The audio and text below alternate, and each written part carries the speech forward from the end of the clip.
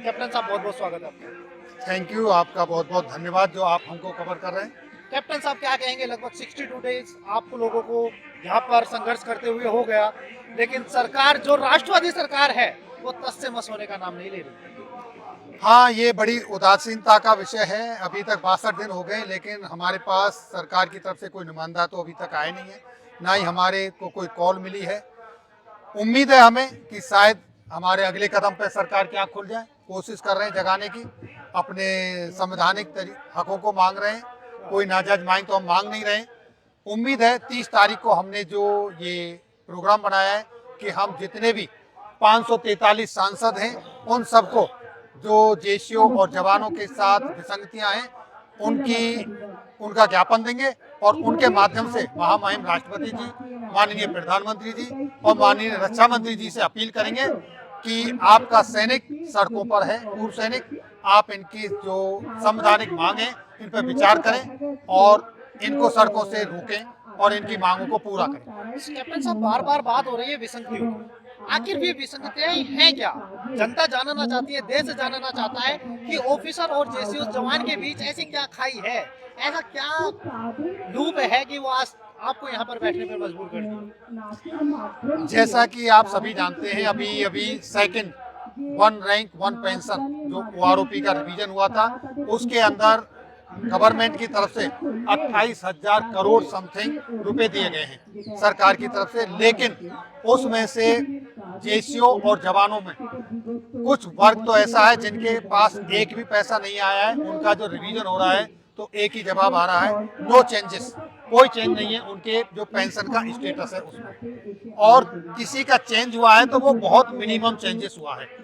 तो पहली विसंगति ये है कि आखिर इतना पैसा गया तो गया कहाँ, क्योंकि जेसीओ और जवान की जो नफरी है वो 97% है और अधिकारियों की 3% है। तो 3% के पास क्या इतना सारा पैसा चला गया? एक विसंगति ये है।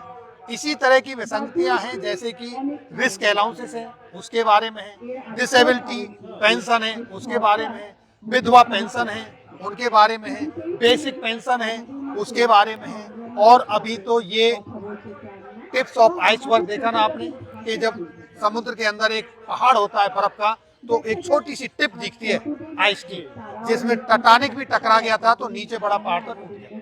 तो ये जो मांगे हैं ये तो बस टिप्स हैं आइसबर्ग की, छोटी छोटी मांग है, तो छोटी मांग है। इस तरह की और बहुत सारी मांगे हैं जो अदर अलाउंसेस के रूप में हैं। ये टेक्निकल शब्द हैं, मैं आम आदमी समझ में नहीं आएगा।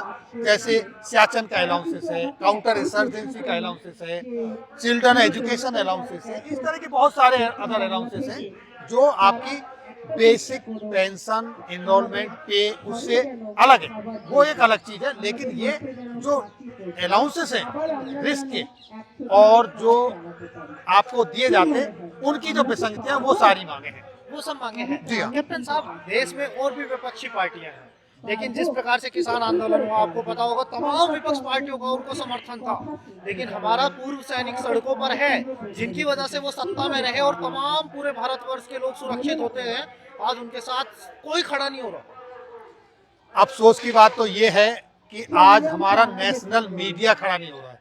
आपने देखा होगा एक घटना घटी थी परसों, हमारे 5 जवान पुंछ में शहीद हुए, उनकी चर्चा नहीं है। और अतीक अहमद की विदेशों के पेपरों में चर्चा है।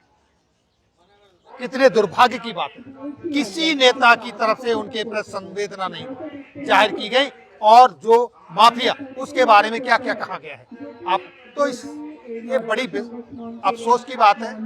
पक्ष हो या विपक्ष हो, हमें उससे कोई लेना देना नहीं। हमारे लिए ना कोई पक्ष मायने रखता है ना कोई विपक्ष मायने रखता है। हमारे लिए मायने रखता है तो सिर्फ हमारा देश, हमारी मातृभूमि, हमारा देश हमारे लिए मायने रखता है। तो क्या आप विपक्ष पार्टियों के लिए मायने नहीं रखते?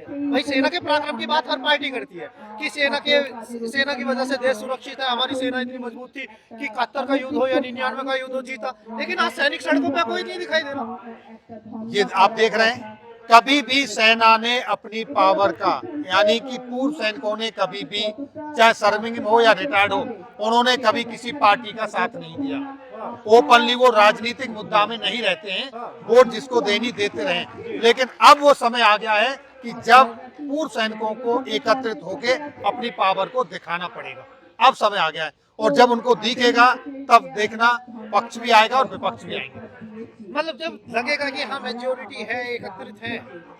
वो 3 अप्रैल को आपने देखा किस तरीके से सैनिक सड़कों पर निकले, हाँ। और अब 30 अप्रैल को फिर से एक बार उसी तरीके से उससे और 10 गुना ज्यादा स्ट्रेंथ में आपको नजर आएंगे, और तब सबकी आंख खुलेंगी। कैप्टन साहब, एक बात यहीं से चली कि जो जेसीओ जवान का ग्रुप है ना, वो 2 धड़े में बढ़ गया। क्या इसमें कितनी सच्चाई है और क्या इसके पीछे रीजन? ऐसा है, घर में जब 4 बर्तन होते हैं तो खटकते हैं, आवाज आती है। यहाँ किसी के बीच में थोड़ा बहुत मतभेद हो सकता है, किसी के बीच में मनभेद नहीं है। आप जिस 2 धड़े की बात कर रहे हो, मैं यहीं पर हूँ, यहाँ पर देख लीजिए, एक धड़ा आपके सामने, कोई दूसरा धड़ा है नहीं। ये कुछ इस तरह हो सकता है, थोड़ा बहुत कोई बात हो, दोनों का लक्ष्य एक है, मंजिल एक है, और वो सब ठीक हो जाएगा। आप देखेंगे हो गया, और जो कमी वो हो जाएगी, क्योंकि सबका लक्ष्य एक ही है। तो सब क्या लग रहा है कि उम्मीद है जो राष्ट्रवादी सरकार सत्ता में बैठी है वो आप लोगों की मांगों को स्वीकार करेगी, और जो विसंगतियां हैं उन पर कुछ कानून में बदलाव हो, चाहे फिर कुछ जांच के प्रावधान हो, कुछ होगा ऐसा? पक्का होगा, 100% होगा, हमें उम्मीद है, और इस उम्मीद पर हमारा ये धरना चल रहा है, और जब तक हमारी ये उम्मीद पूरी नहीं होगी, धरना भी हमारा अनिश्चितकालीन चलता रहेगा। अनिश्चितकालीन तक बैठे रहेंगे? अनिश्चितकालीन तक चलेगा। अब ये अभी नहीं तो कभी नहीं, हम ये अपनी मांगे लेके रहेंगे। लेके रहेंगे। क्या कहेंगे साहब, 62 दिन हो गए लेकिन सरकार नहीं सुन रही।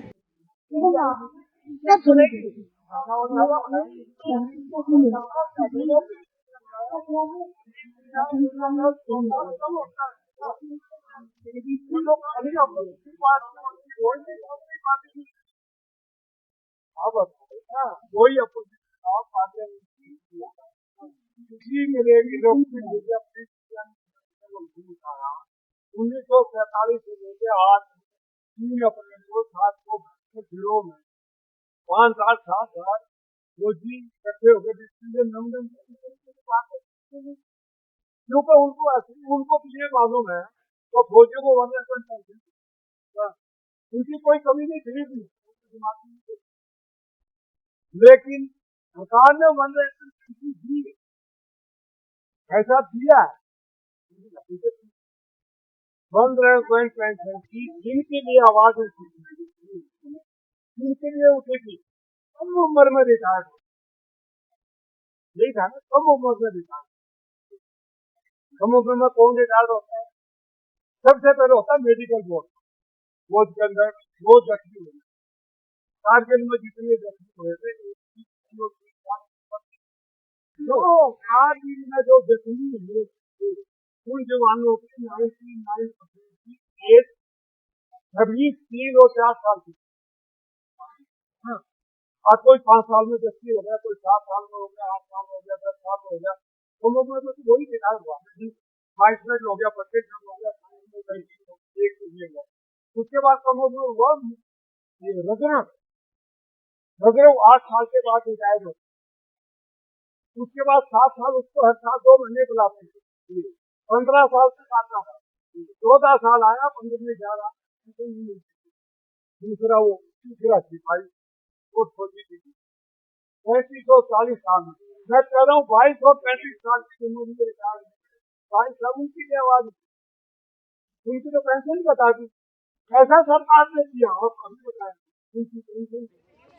तो साहब ये लड़ाई जो है कैप्टन साहब आने वाली पीढ़ियों के लड़ी जा रही है। बिल्कुल, ये हक की लड़ाई है और आने वाले पीढ़ियों के लिए लड़ी जा रही है, क्योंकि हम तो अपनी ऑलमोस्ट ज़िंदगी जी चुके हैं। हाँ। अब उन्हीं के लिए हैं कि अब वो हमसे अगर सवाल पूछेंगे कि आपने क्या किया जब आपके साथ इस तरह का अन्याय हो रहा था, हाँ। तो हम क्या जवाब देंगे। इसलिए अब ये लड़ाई आने वाली पीढ़ियों के लिए है। तो लग रहा है कि जो आने वाली पीढ़ी के लिए लड़ाई लड़ी जा रही है, जैसे आपने सीमाओं पर तिरंगा फहराया और फतेह कर दिया मामला, तो लग रहा है यहाँ भी फतेह करके जाएंगे। 100% फतेह करके जाएंगे, और आपके चैनल के माध्यम से बता रहा हूँ, एक दिन आप खुद कवर करेंगे, उस दिन आपको भी गर्व महसूस होगा कि हमारे देश का सैनिक जो बॉर्डर से नहीं हटा तो वो यहाँ पीछे कैसे हट जाएगा। जो अपनी जान की बाजी देने से देश की सीमा से पीछे नहीं हटता, वो यहाँ से पीछे कैसे हट जाएगा। क्या आपको लग रहा है हम पीछे हट जाएंगे? नहीं हटेंगे।